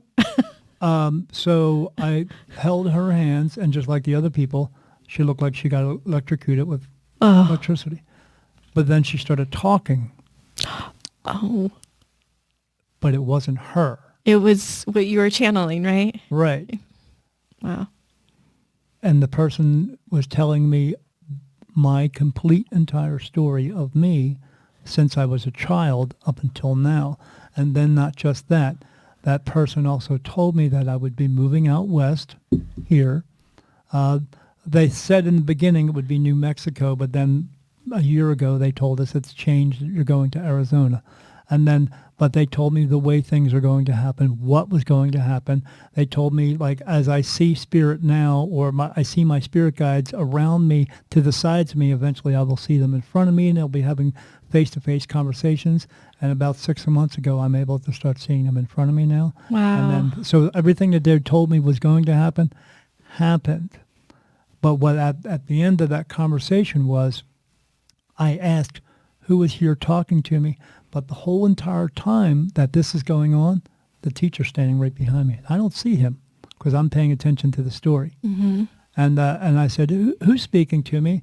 And he says, it's I, Daniel, Jesus Christ. I said, hi, how are you? He said, I'm good. How are you? I said, I don't know. You're telling me lots of stuff here. And he said, well, it's going to be a lot for you to take in, but you'll go home and you and your wife will discuss this and go through it. But everything I'm telling you about is going to happen. And he said, do you have any questions for me? I said, no, I think I'm good. I think you told me everything. He said, all right. He said, I love you. Have a great day. And that was it. And then the girl, she woke up and she started bursting into tears. And I was like, did you see that? Did you hear that? She said, it was like they put me in another room. And I could see, she said, I didn't even say anything about Jesus. And she said, I could see Jesus Christ standing there talking to you and a bunch of archangels standing around him talking to you because he said he's going to become a part of you. And I was like, yeah, I didn't understand that part either. She said, from what I gather, he's actually going to become a part of you. Like, it was literal. He's literal. He's going to meld with you. And I was like, oh, like, Spock. She said, yeah, but no. And then as we were talking, the teacher goes, what's going on here? And I was like, I looked back and I said, it looks like I was having a conversation with Jesus Christ. He said, I didn't want you to do that. It's not what I asked you to do. I wanted you to do something else. And I said, do you want to tell Jesus Christ that? Because I think he wanted me to have a conversation with him. And he's like, but it's not what I wanted you to do. And I said, well, do you want to tell Jesus Christ that's his fault and not mine? Really? And he looked at me and said, we're just going to do something else. And he got all aggravated and walked away. But everybody in the class heard the whole conversation. Everybody stopped doing what they were doing and was sitting there with their mouths open like, holy crap, Jesus Christ is here talking to this guy. She was in there going, everybody. But the teacher was angry. A little bit of ego in the way there? Yeah, I think so. So from that experience, even though I knew I had to be there to have this experience and all that stuff, but since then, I have not taken... we were involved with this lady who put the group together. Mm-hmm. She did an intuition class, and we were going to that, and that's the only thing I was doing. But I never went to any other classes. But then again, after that, when you and I talked before, and I said how I got spoken to, other times I would ask them. They always told me, I said, should I have a mentor? No. Should I go to a class for this? No. What do I do if I want answers? You ask us. Just ask. Yeah. Yeah, I hear ask. that too. Just ask. Just ask. That's all you have to do. It's coming from God, so this is where you're getting information. Right. So I never did take another class from that. Also, I don't read other people's books or read books about it because I just feel inside, and I know that's who it is, that if I do that, it's going to possibly dilute the way that I do things, or the way that I get my information, or the way that I deliver a message to someone. So that's why I don't do it. But I do tell people, like with you, if that's what you feel you need to do, it's because Spirit and your soul was telling you to do this. Follow through with it. If they're guiding you to do with it, follow through with it. Absolutely. Yeah. A lot of times I think, I don't really need this class. And then it's like, I go to take it and they're like, yeah, okay, take it, nerd. I'm like, I just want to do it. Do you wear nerdy glasses for that? I do have nerdy glasses. I have lots of pairs of glasses because I love them. But you know what I find is fascinating? Because I don't really want to go there to judge. Judge myself, judge myself against them or judge other people. I find it fascinating to see how other people work. It's just, it blows my mind. Yeah, I like to watch other readers sometimes just to see how they do. Because the first person who told me, I had 5 mediums I went to who told me about me, but one of them said, I want you to come to my show to see how I do things. And I didn't understand what she meant by that, but I do now. Yeah. You take what works for you, throw away what doesn't. Yeah. But one of the things, and I get told this all the time because I'm going to kind of go back to like I pick up stuff really quickly. It's almost like the information comes in and I'm like, okay, this is what I'm supposed to do. I kind of find the things that I need till I get it. And then I'm off and running.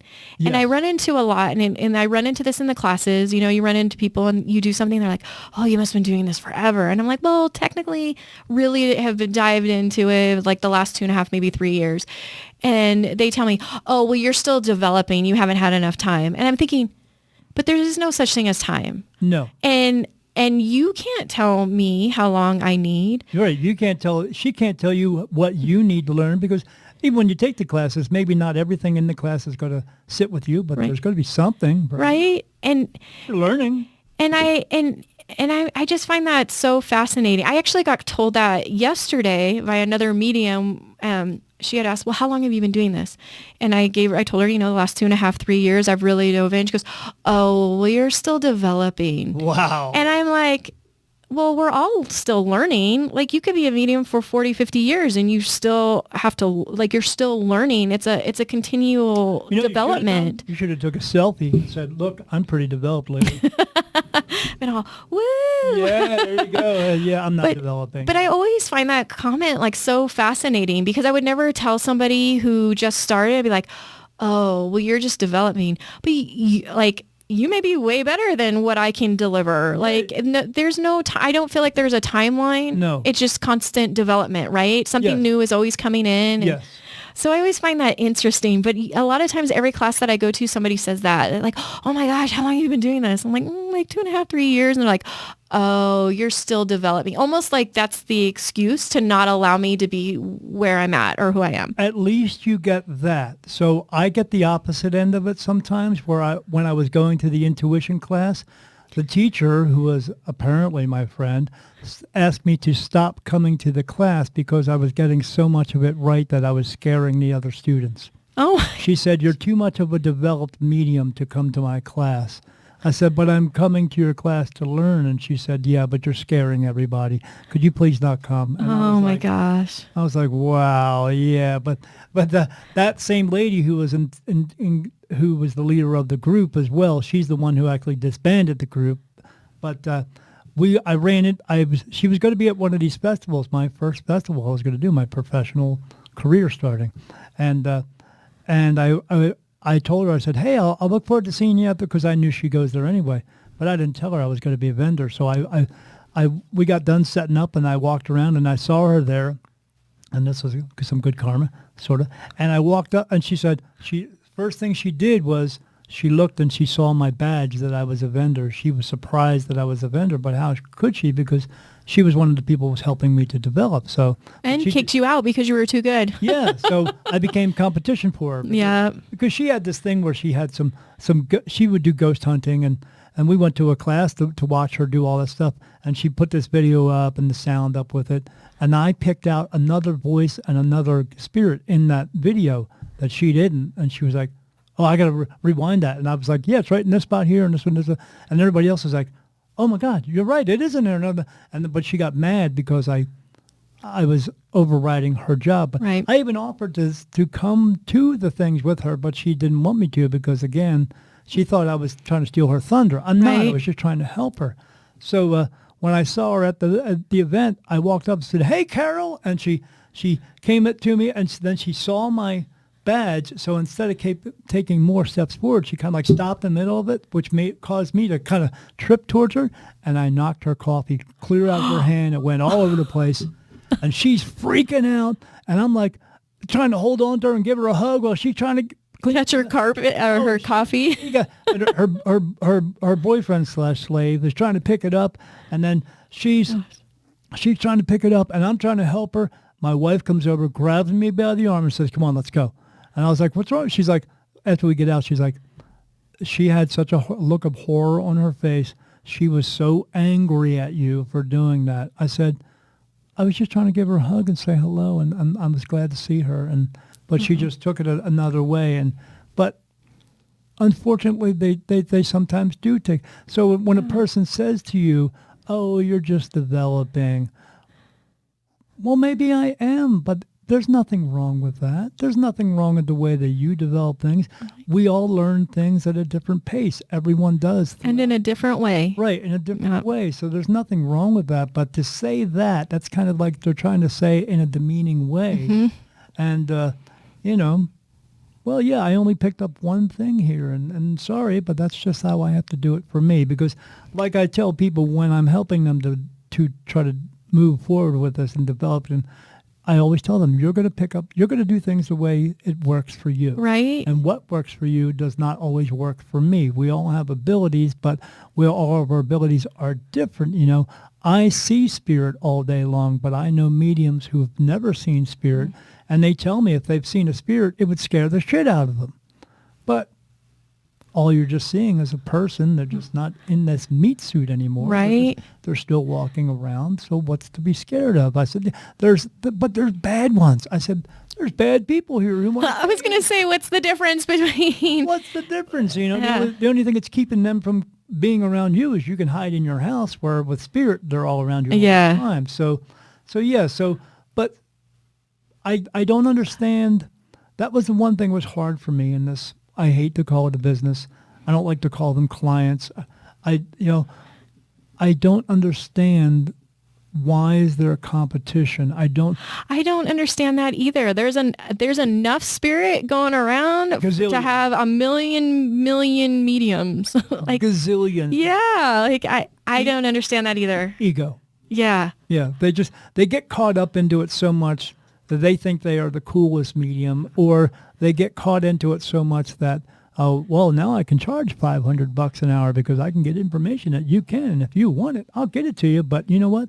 As long as you give me the money so I can go out and now buy a BMW, I'm great. But if you don't, I don't care. I'll find somebody else that will. Right. No, you're to help people, and helping them is not trying to squeeze every dime out of their pocket. Yeah, they're just like you. You're just a little bit more closer to what they're trying to be, Well, you're just a little bit more aware. Yeah.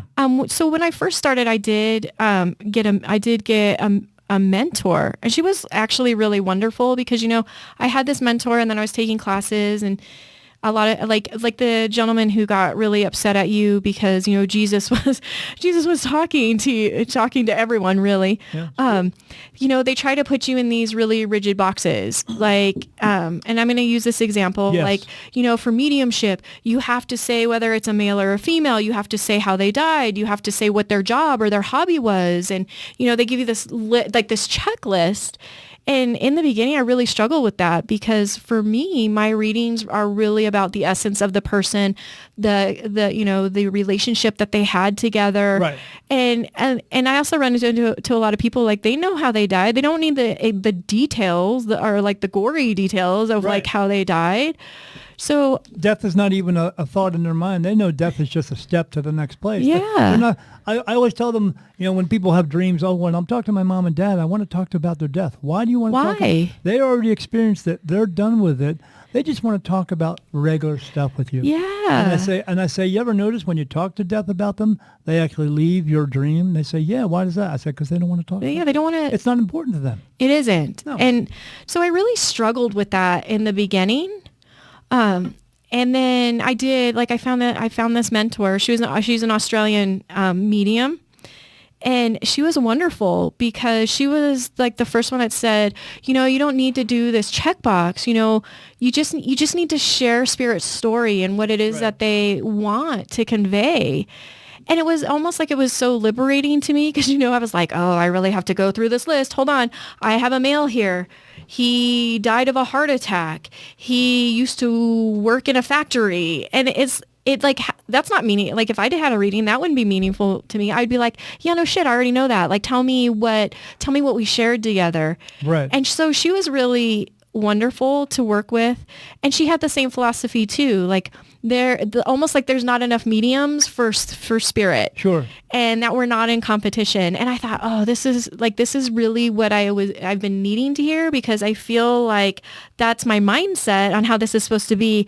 Yet I'm coming up against all these people who don't think that way. Right. You found your person. Yeah. And so she really helped guide me. Really, she helped guide me until I like got up and running. And then she was kind of like, well, if you feel like you need to come back to me, you can. Almost like, yeah, almost like she like set me free. Right. So still when I take these classes, I'm like, okay, I'll follow your rules. But then, when we get one-on-one and there's nobody watching us, I'm like, here's what I really want to tell you. Yeah, absolutely. Yeah. The Spirit has enough to say. Yeah. They have plenty. You don't have to ask them, can you tell me something else? I mean, they want to hear something else. I want to hear that. But the Spirit has plenty to say. They want to tell them something.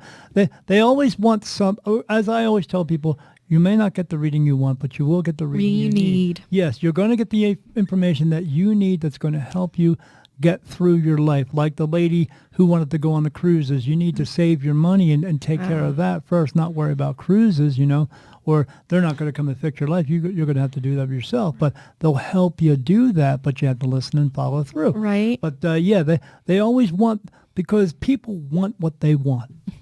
And they always want one particular answer because that's what they want to hear, and they don't want to hear nothing else.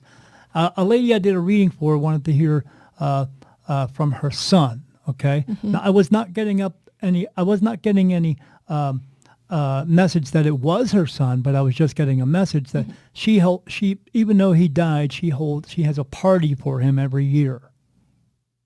So all the friends can celebrate. But they don't celebrate his life. They just, they woe is me all the time. So I told her, I said, you don't need to have a party again. He doesn't want you to keep having parties. You don't have to, because you're trying, I said, what you're doing is you're seeking attention. You're not doing it for your son. You're doing it for your own selfishness. And I said, he doesn't want you to do that. He wants you to celebrate his life, but you don't have to continuously have a party. I said, but by the way, you're not going to have another party this year, that's for sure. And she's like, oh, no, I'm having it. I said, no, you're not having another party. Again, that was in January of 2020. Right. And the party was going to be in April. Oh, yeah. So, but I kept telling her, she says, well, who's telling you this? I said, I'm not sure who it is telling me, but I'm just telling you the feeling I'm getting is they don't want you to continue to have a party for him. You need to get over this and you need to move on, because every time you have the party, all you do is sit around and cry about your son. And your son does not want you to cry about him. Yeah. He wants you to be happy for him and then continue moving on with your life, because what you're not doing is you're not living your life. You focus on planning this whole party for a year, and what you don't do is go out and have human experience. Yeah. And she couldn't understand that until after the fact, when she came to me and said, yeah, I didn't have the party. I said, yeah. I know.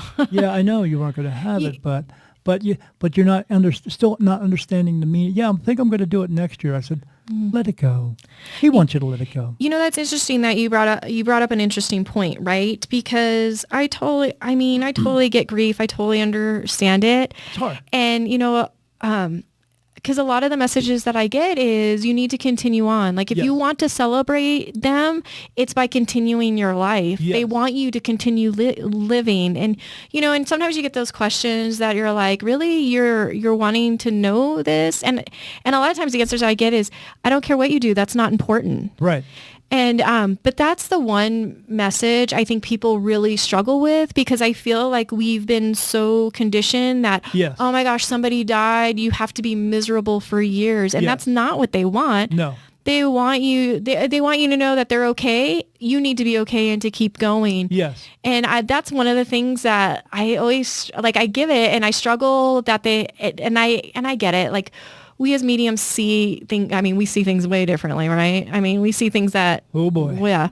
So, but it's hard for me. I struggle with trying to convey that in a way that they would understand. I guess the way that I understand it, or how Spirit understands, or how you would understand it, right? Right. Is you just need to go out and celebrate your life. Go out and... they're not going to care that you found a new husband. What they want to know is that your heart is joyful and happy, and, and you're doing life. Yeah. I used to have a cat years ago for 16 years. And then when I got a new cat, I used to think to myself, this is before I was aware of all this, that is my other cat going to be okay with me loving another cat? But they are, because again, it's all about love. They want you to love something else and still have something in your heart that's going to carry you through. Right. They want. I have a woman who comes on my live show who keeps asking me questions about her dead husband. Do you think my husband is okay with me doing with this? Yeah. And I keep having to reassure her every single time. And this has been going on for 3 years. Yes. He's happy with you doing this. He has no ill will towards you. He wants you to do this, but what he also wants you to do is live your life and stop sitting around pondering if your dead husband wants you to continue living your life. Right. Oh, I've had those conversations many times. They just don't seem to get it. Yeah. And even though they're aware, I'm actually getting them answers, but they're still not getting it. Yeah. I run into that a lot. And I think that's the one thing that I really struggle with, because it's almost like I wish that I could just take my essence and stick it in them so that they would understand it. And once they understand, just kind of like take it back. Right. But yeah, that's the one thing that is really hard. I've really noticed for people to understand, because I do get that. So if I do this, will my husband be okay with it? I'm dating this new guy. Is he okay with that? Does he hate him? And I'm like, there's no hate. There's only love. Like they just want that love, like good things to happen for you. I never really understood. I thought that I did. Like I understood what love was, but I didn't until I really connected with spirit. Because, one of the wonderful things. It's a different kind of love. Yes. Because one of the things. So pure. And they allow you to feel it. Like that's the one thing that maybe I'm a little bit addicted to it, but to connect with that love and to connect with them, I can feel that love. And I always tell people, like, I never really knew what I knew about love. I mean, I read about it and, I watched the movies about it, but I never knew what love really was until connecting with spirit. Oh, I even have chills about that right now, because they're like, yep, you got it. Yeah, because as my archangels will tell me, they always talk to me about stuff, and they tell me about something bad that may be happening in the future. But like people, when they ask about something that's happening in the future and they talk about something bad, they're complaining about it. But you don't get that. You just get, okay, this is what's going to happen.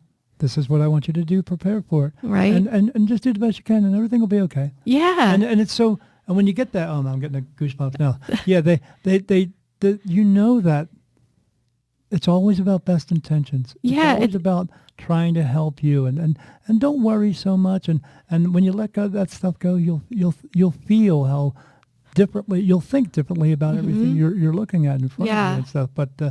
But yeah, trying to convey that to other people who don't feel it. Yeah, it's so hard. And I'm just like any other person. Like I worry. I start worrying about stuff, right? Because like I'm human. I'm gonna worry. I'm sure. Like you probably worry about, how am I going to get that off that top shelf because I'm so short. Right. Well, that's why I have a 6'2" son. Right. I'm like, hey. Yeah. But I mean, like I just want people to understand, like I worry about things too, but then when I'm able to like really connect with spirit, and it's like that love that comes through that lets you know it's going to be okay. Yes. It's this like, it's just like, I'm like, oh, everything's going to be okay. Yeah. Like, I don't need to sit there for hours, like reeling through my head going, oh my gosh, is this going to happen? What about this? What about that? And, it's so comforting to me because it brings me back to my childhood, right? Playing with the tea set and being with them and going, oh, everything is okay. Like, this is how it's supposed to be. Like, I'm never alone. And right, you're never alone. Never. Even me being a medium and getting a whole bunch of answers, I still tend to sometimes, not all the time, overthink things. Yeah. Yeah. Because again, we were trained to do that. We were conditioned to do that. But then I had to go, oh, what am I doing? Why am I doing that? And then I'm able to talk myself out of that stuff. And that's what I try to convey to other people. When you think you're about to do something bad, think about it first. And don't ask yourself, is this good for me or is this not good for me? And let yourself answer yourself. Yeah. Don't let somebody else answer it for you because they don't really know who you are. You know who you are. They just want to give you some bad advice. But do you ever get the one all big question from the people? Kelly, am I going to meet my soulmate? All the time. all the time. And you know what I tell them? Yeah, and you probably already have, because a soulmate does not mean the person that you fall in love with. It is the person that is your mirror that you connect with that will help you grow. Right. Or it could be your dog. Right? It could be your cat. Yeah. It's just another soul that worked well with you back in home. And now you're both here back again. You meet up together. Yeah. It doesn't always have to be someone you fall in love with.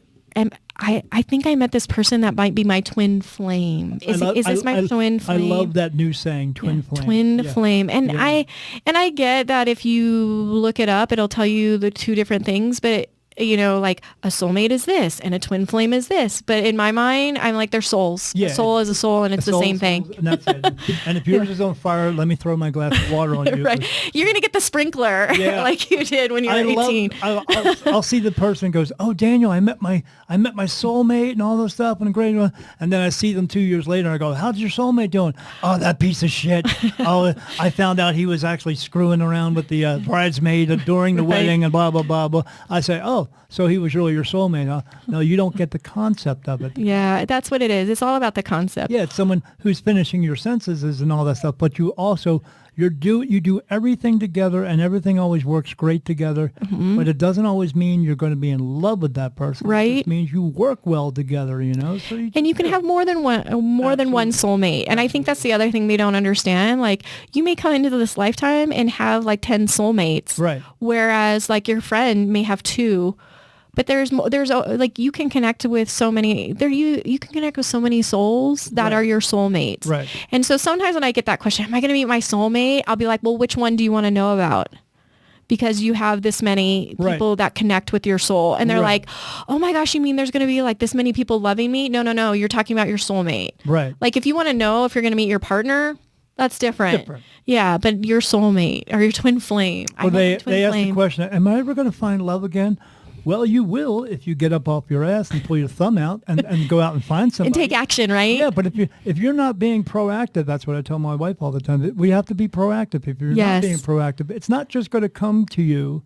You actually have to get on the dating site to do that. You might kiss a few frogs, but you have to go out. Right. My favorite thing that I get oftentimes, and it does come from men, am I going to meet a really like athletic, petite blonde? And I always tell them, because my spirit guides are pretty funny. They're very direct and funny because that's what I get, right? I understand that.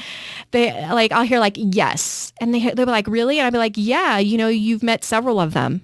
And what they don't understand is what is it that you're asking for? Because if you're asking for a blonde that's like athletic, am I going to meet them? Yeah, you probably met her yesterday at the bar, but are you like, what is it specifically? That's the one thing that people don't understand, is that also too, if you're going to ask spirit for something, be specific. Tell them what it is that you want. Right. Not that I want some hot blonde like this and that. I want to meet someone. Well, you're going to meet them because that's what you asked for. Yeah, you meet people all day long. Yeah. Well, you met her yesterday. Oh, yeah, I did meet her. Did you say anything to her? No. Well, then that's not my issue. That's your issue. Yeah. You should have said something. You met him. You thought it was pretty good. Why not talk? And so I always try to tell them, I'm like, spirit wants you to, like, especially if it's for a partner, because, you always get those love questions. And I'm like, don't ask for, like, I want, like, again, the hot blonde with like that, with the skinny waist, the big rack, because that's not really what spirit is. They want you to ask for, I really want somebody who is loving. This was Beyond the Veil with Daniel Jackson with part 1 of Medium to Medium. Subscribe to our podcast so you don't miss part 2. For more information about Kelly, visit her at www.kellyboyer.org or on Facebook and Instagram under kellyboyer.org. Thanks for watching, and we'll see you next time on Beyond the Veil with Daniel Jackson.